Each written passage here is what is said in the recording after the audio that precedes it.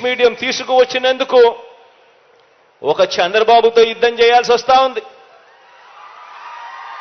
ఒక ఈనాడు రామోజీరావుతో యుద్ధం చేయాల్సి వస్తా ఉంది, ఒక ఏబిఎన్ ఆంధ్రజ్యోతితో యుద్ధం చేయాల్సి వస్తా ఉంది, ఒక టీవీ5తో యుద్ధం చేయాల్సి వస్తా ఉంది. వీళ్ళందరితోనే కాక ఒక దత్తపుత్రుడితో కూడా యుద్ధం చేయాల్సి వస్తా ఉంది.